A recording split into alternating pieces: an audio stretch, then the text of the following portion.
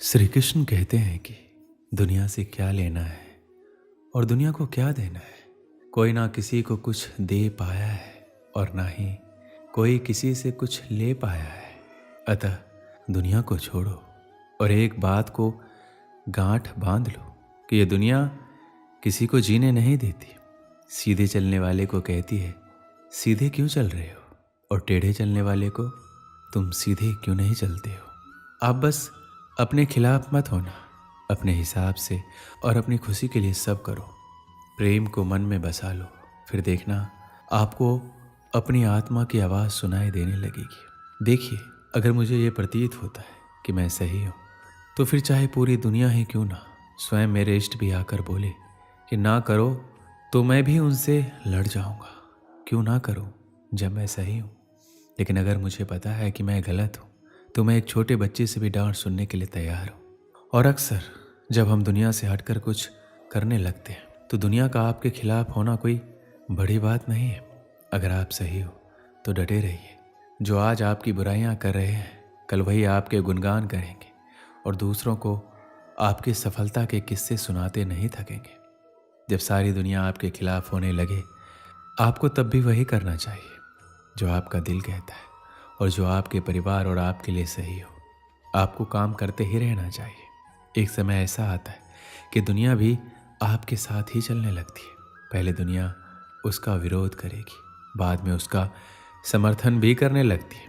आप जो भी करें करते रहें, बस इतना ध्यान रखिए वह आपके और आपके परिवार के लिए और हो सके तो समाज के लिए भी सही हो। देखिए, ये तो मानकर ही चलें, आप चाहे कुछ अच्छा करें या बुरा, लोग आपके खिलाफ होंगे ही। कितने लोग आपके खिलाफ या साथ होते हैं या आपकी लोकप्रियता पर निर्भर करेगा। अब बात आता है कि ऐसे समय में क्या करना चाहिए। तो श्री कृष्ण कहते हैं अगर हर तरफ से लोग आपके खिलाफ ही बोल रहे हैं तो सबसे पहले तो ये समझने की कोशिश करें कि ऐसा क्या है जिससे लोग आपके खिलाफ हो रहे हैं। इस चीज़ के समझने के लिए मैं हमेशा एक तकनीक इस्तेमाल लाता हूँ, वो आप भी कर सकते हैं। मैं खुद को उनकी जगह रख कर सोचता हूँ। जो लोग आपके खिलाफ या आपसे असहमत हैं उनकी जगह खुद को रख कर सोचिए कि अगर आप उनकी जगह होते तो आप क्या सोचते और क्यों। आपको लगे कि नहीं वो गलत है तो कोशिश कीजिए कि जहाँ तक हो सके लोगों को अपने बारे में या अपने काम के बारे में उनको समझाएं और उनकी गलतफहमी दूर करें। अगर आप ऐसा करने में असमर्थ हैं या आपको लग रहा है कि लोग सही हैं लेकिन आपकी बातों को कोई सुनेगा नहीं या नहीं सुन रहा है, ऐसे में आप दो चीज़ कर सकते हैं। धैर्य रखिए जब सारी दुनिया आपके खिलाफ खड़ी हो। ऐसे में आप जो कर सकते हैं वो है सब्र। समय पर भरोसा रखिए। सबसे पहले बात तो ये है कि समय चाहे जैसा भी हो बदलता जरूर है, और बुरा समय की तो खास बात होती है कि आपके अंदर की छिपी प्रतिभा को बाहर निकालने का अवसर प्रदान करता है। इस समय आपको ये भी पता लगेगा कि कौन अपना कौन पराया है। सच के राह पे चलिए, जो आपके और समाज के लिए सही है वही कीजिए, फिर चाहे पूरी दुनिया ही आपके खिलाफ क्यों ना हो। श्री कृष्ण कहते हैं आप दुनिया की उलझ में अपने सपने भूल जाते हो। दुनिया आपको परेशान करेगी, आपसे कहेगी कि तू कुछ नहीं कर पाएगा, आपको गिराने की कोशिश करेगी, आपसे जलेगी, आपको भटकाने की कोशिश करेगी, आपके एक बार की छोटी सी असफलता को बहुत ही बड़ा बनाकर आपको चिढ़ाएगी। आप अगर उन पर ध्यान दोगे तो आपको लगता है कि आप कुछ कर पाओगे। जी नहीं, आपको उन पर ध्यान नहीं देना है। अगर आप उन पर ध्यान दोगे तो आप कुछ नहीं कर पाओगे। बस आपको एक चीज़ सीखनी है, नज़रअंदाज और खुद पर विश्वास रखना है। आपकी मेहनत किसी न किसी जगह जरूर दिखेगी। आप बस थोड़ा धैर्य रखिए। आप खुद पर विश्वास रखोगे तो आप खुद उम्मीदों पर खड़े उतरोगे। आप उससे भी बेहतर कर कर दिखाओगे। और अभी तक आपके जीवन में दुनिया का प्रेशर नहीं आया है तो अभी तक सफलता के रास्ते पर आप हो ही नहीं। आप भविष्य में एक चमत्कार से अत्यधिक सफल हो जाते हैं। आप अपने देश में एक सुपरस्टार, एक रोल मॉडल बन जाते हैं। हर जगह आपके बारे में चर्चा है, लोग आपको जानना चाहते हैं। जब आप अपनी आत्मकथा लिखने का फैसला करते हैं, लेकिन जब आप अपनी आत्मकथा लिखने बैठते हैं तो आप समझते हैं कि आपने ऐसा कुछ नहीं किया जिससे आपको सफलता मिली। आप समझते हैं आपको ये सफलता सिर्फ एक संयोग से मिली है। अगर आपको सफलता के द्वार में जाना है तो आपको सारी हदें पार करनी ही होगी। आपकी जो भी खराब आदतें हो सारी आदतें को छोड़ना है और आपको अच्छी आदतें अपनानी ही होगी। आप कहीं से कुछ भी चीज़ को सीखें तो उसे आप एक बार अपना कर जरूर देखिए। ज़्यादा नहीं तो सिर्फ 10 दिन तो करो। लाखों विद्यार्थियों की ये बुरी चीज़ है कि उन्हें ज्ञान फालतू का लगता है और कुछ लोगों को अच्छा लगता है, तो उन्हें अपनाना नहीं है। विद्यार्थियों को सफलता के रास्ते पर दिन कुछ नया करते रहना बहुत ज़रूरी है और धीरे धीरे खुद को बदलना भी ज़रूरी है। पर बहुत लोग इसे नज़रअंदाज करते हैं और एक समय के बाद सपनों को भूल के इसी ज़िंदगी में उलझ जाते हैं। कोई भी व्यक्ति आपका सहयोग तब करेगा जब आपके पास कुछ लेने के लिए है। इसलिए जब पूरी दुनिया आपके खिलाफ हो जाए तो ये ऐसा वक्त है जहां आपको अपनी कमजोरियों को हटाने का अवसर है।